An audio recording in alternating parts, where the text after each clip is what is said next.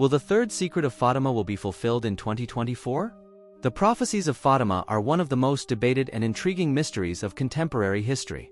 In this video, we will examine Sister Lucia's words about the three secrets of Fatima, delving into their profound meaning and their connection to the events of 2024.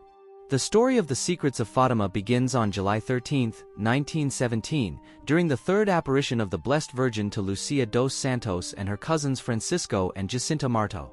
As the Virgin Mary announced to them, Francisco and Jacinta soon went to heaven. Francisco died in 1919, followed by his sister Jacinta in 1920, due to the Spanish flu, leaving Lucia as the sole living witness. After the apparitions and the death of her cousins, Lucia decided to dedicate herself fully to religious life.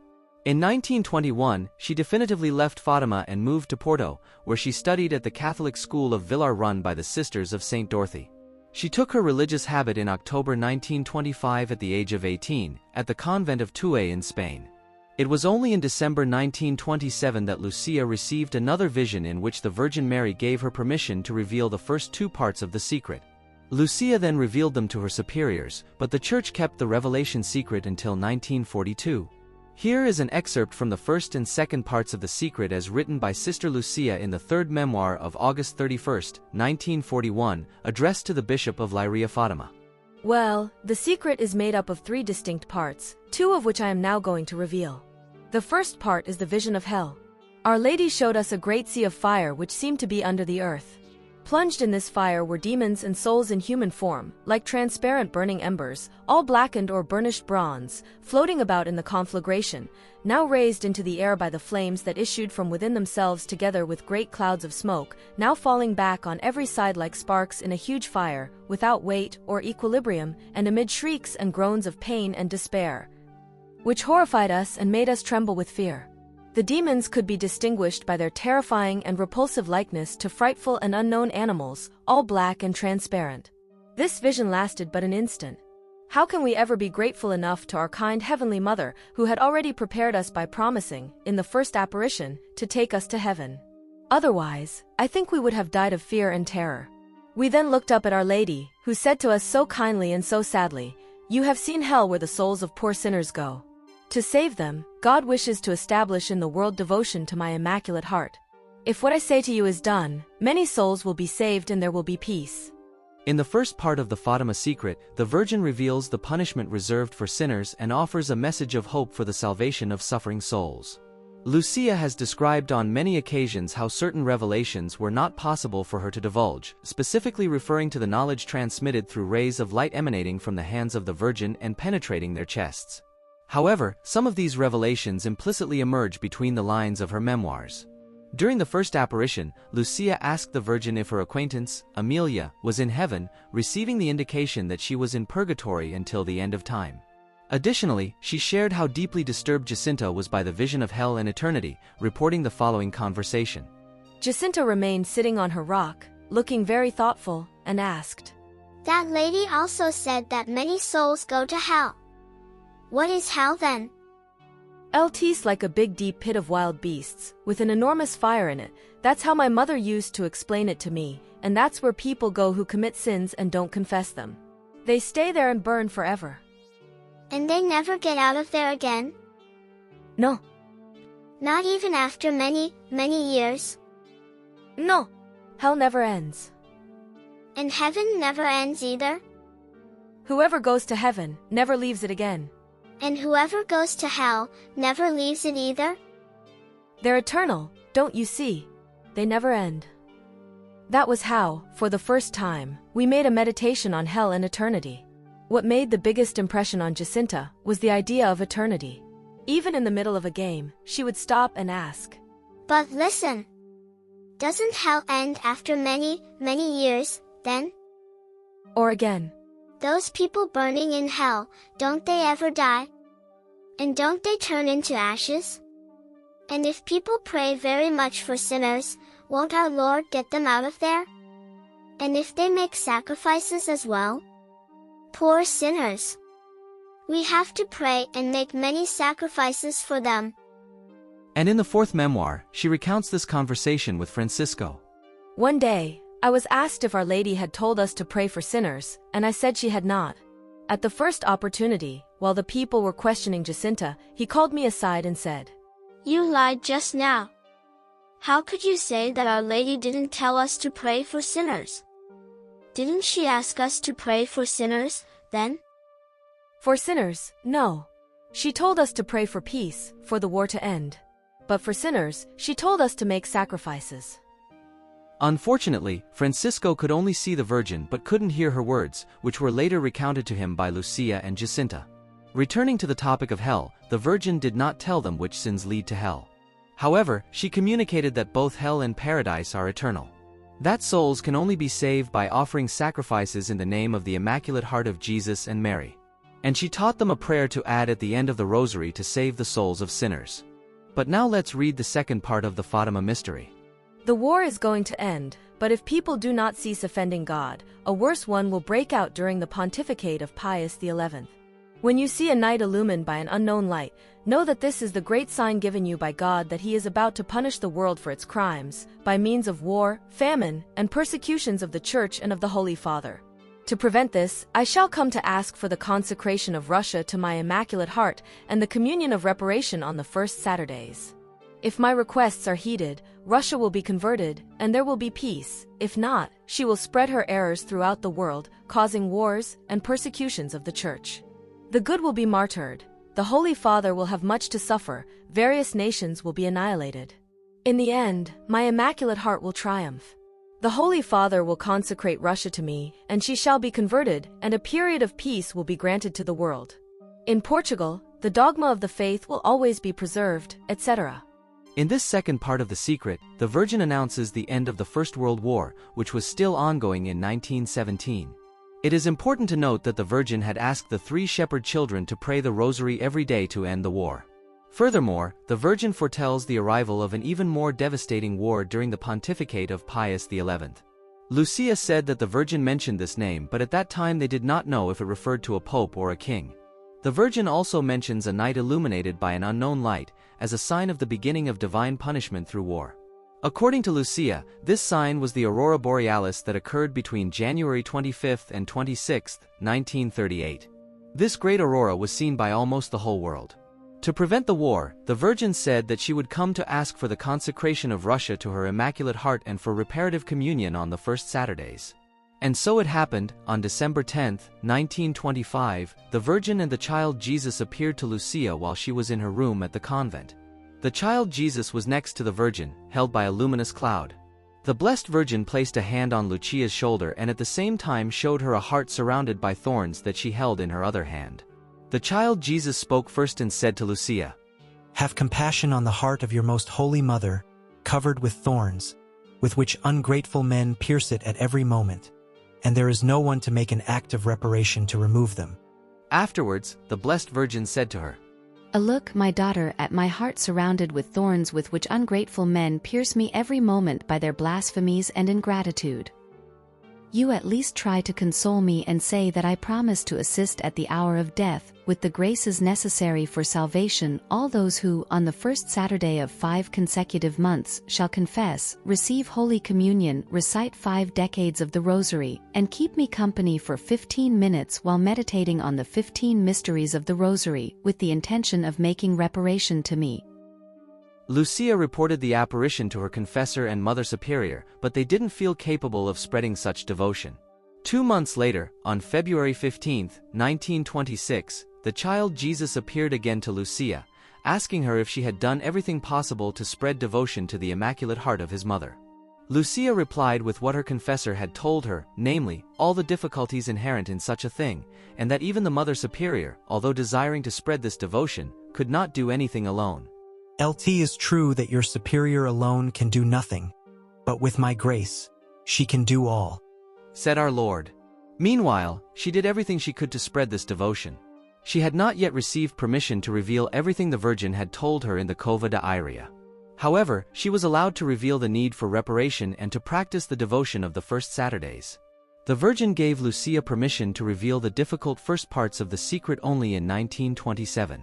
Lucia reported this apparition to her confessor, the provincial mother, the Bishop of Leiria, and Reverend Galamba.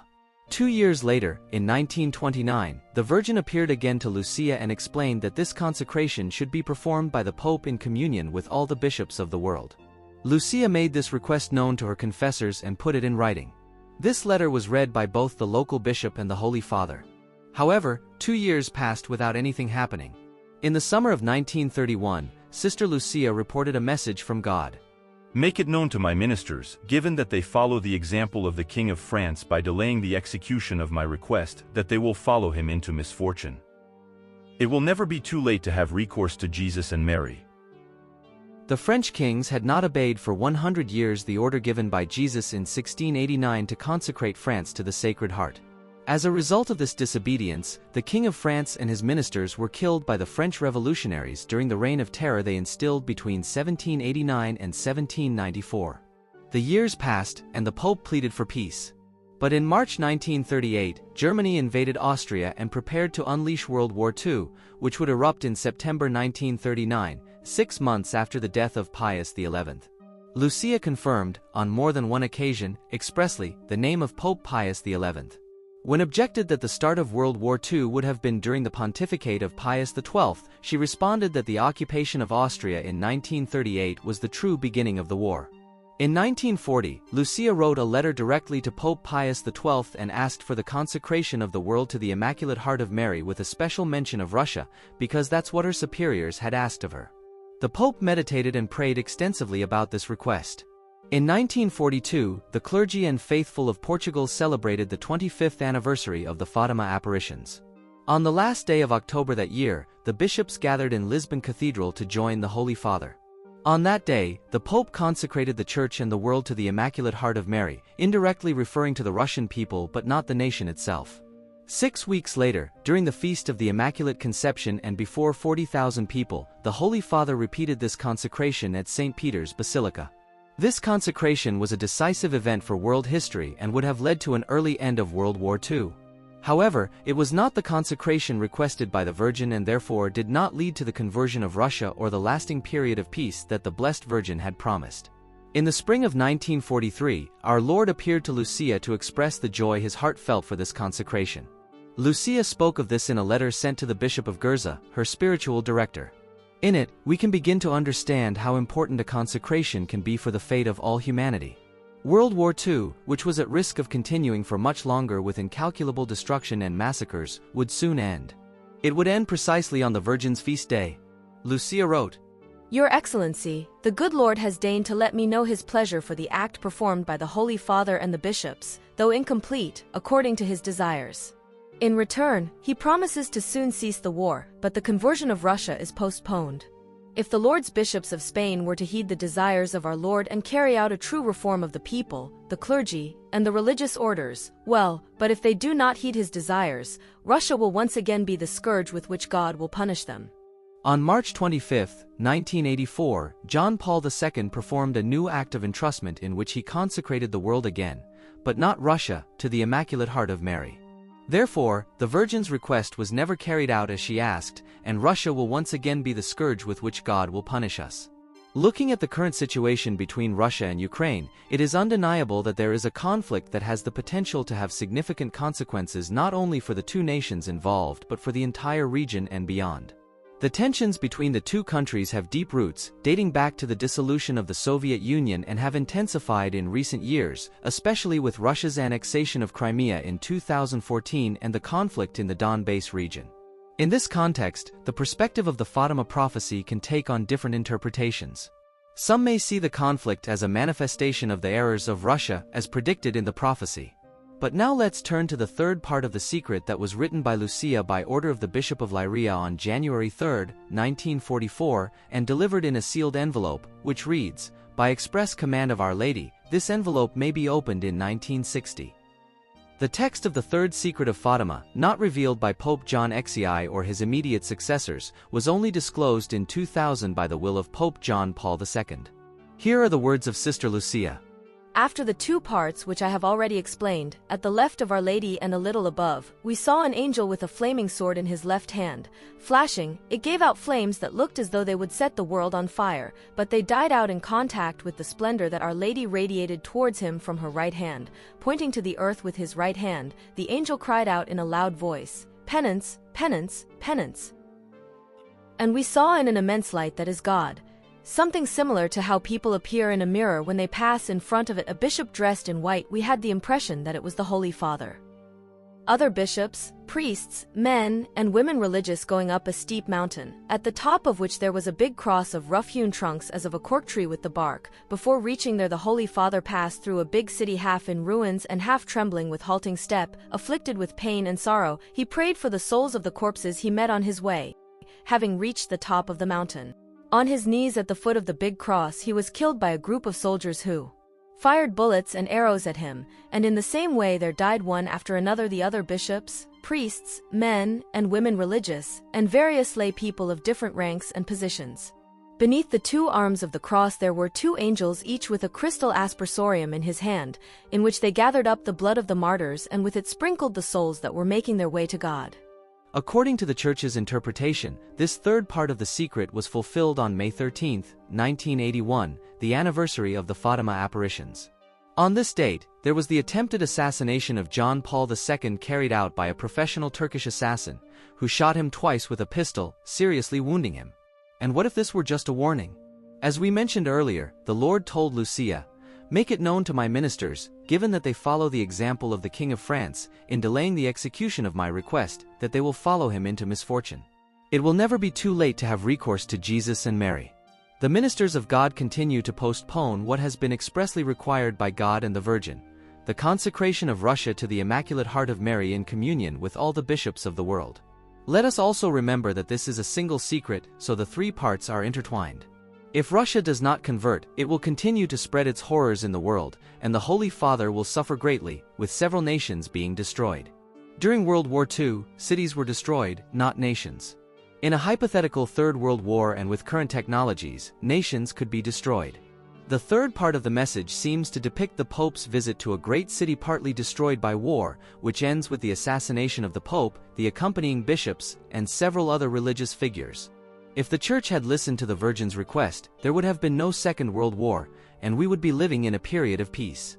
The remaining part of the message deals with the punishment for not obeying God's orders, and therefore, the Second World War, and perhaps a third, since even after so many years, the request has not been fulfilled. Therefore, the third part of the message could refer to the suffering that the Pope will endure as punishment for not consecrating Russia to the Immaculate Heart of Mary. Furthermore, the Virgin said, "Finally, my Immaculate Heart will triumph. The Holy Father will consecrate Russia to me, it will convert, and some time of peace will be granted to the world." This could mean that when the Pope is assassinated, his successor will finally consecrate Russia, fulfilling the Virgin's requests, and finally there will be a conversion of Russia. The Immaculate Heart of Mary will triumph, and as promised, there will be a period of peace. The prophecies of Fatima continue to be a topic of great debate and speculation in our days. As we approach the year 2025, the inevitable question arises, will the third secret of Fatima be fulfilled this year? History shows us how the revelations of Lucia dos Santos have impacted the course of world events, from world wars to calls for peace and conversion. But what do you think? Do you believe that the prophecies of Fatima are being fulfilled in our times? Or do you think that we still have yet to see how future events will unfold? What role do you believe humanity plays in all of this? I want to hear your opinions and perspectives. Leave them in the comments below and let's continue this fascinating conversation together. If you enjoyed the video, don't forget to give it a thumbs up and subscribe to the channel. Thank you, and may God be with you.